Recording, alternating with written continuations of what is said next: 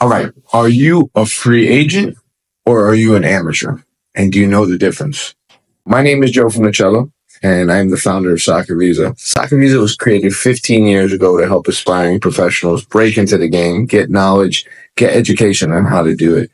Listen, we're not sending players to Manchester United or Real Madrid, but we're a gateway to help players get into the professional game, and then it's up to them to see where their career takes them. We're also the owners of a professional team in Romania called Olympia Satomare, and we take the players from our development center that come in that are undiscovered, unsigned players that didn't go to the biggest colleges or played at the biggest academies, and if they have potential, we sign them for our own professional team.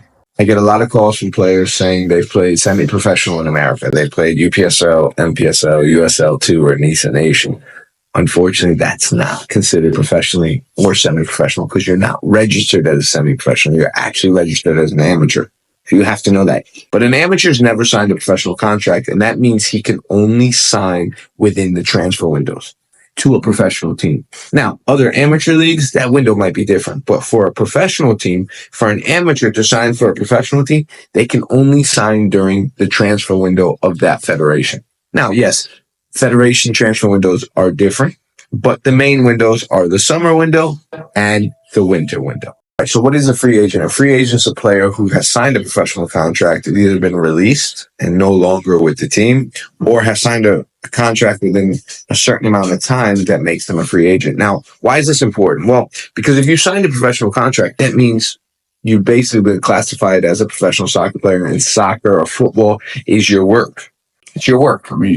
You're provided a full-time salary by a professional club, and you can sign anytime outside the transfer window as a free agent because the working laws, the labor laws protect you. Because you're a professional, they can't keep you out of work and say you can only sign during these transfer windows. So if you're a free agent, it means you've signed a professional contract before and you have the ability to sign outside the window. See, this is something a lot of guys don't know. Amateurs, you can only sign within the transfer windows. Professionals, you can sign at any time, or free agents that were professionals can sign at any time due to the labor laws protecting you.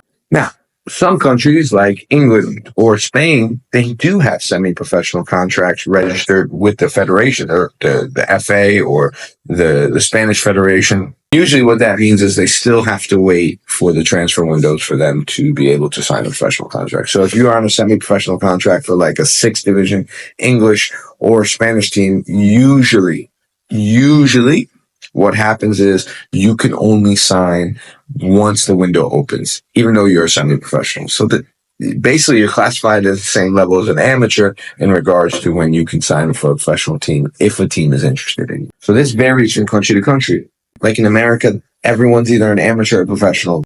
NISA is considered a professional league. So if my team, Olympia Satomare, which is considered a professional team, and we register our players as professionals, I can sign someone who's out of contract from NISA because they're registered as a professional league. So if there's a free agent who played for NISA last year, he can sign anytime outside the window.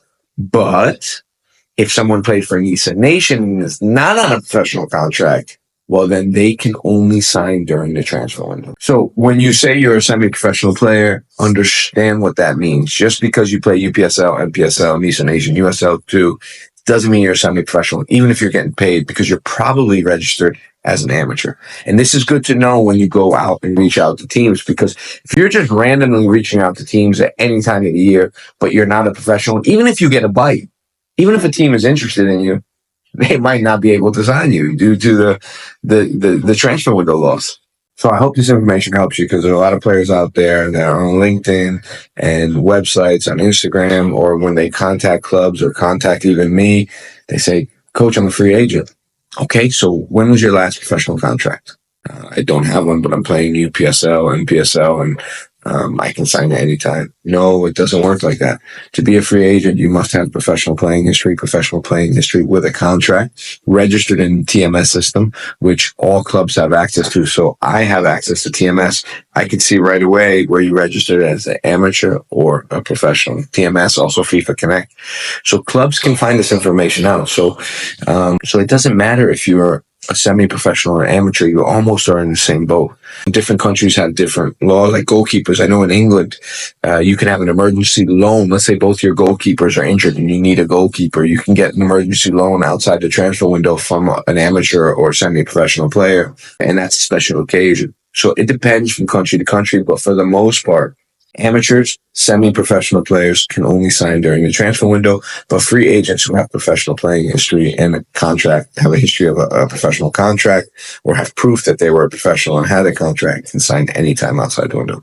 Long story short, I was a player that didn't have the most amazing career. I came from nothing. I was lucky enough to play the Finnish top league, Icelandic top league, was able to play in Europa League qualifiers, and I did it in the same boat as most players right now, coming out of college or coming out of NPSL or getting released from lower division professional teams around the world. I was in the same boat as them, and I was able to just knock on doors and slowly build a career. So we've helped players like Zach Rubin, who was one of the best goalkeepers in the USL Championship. I went to a small school in Seattle.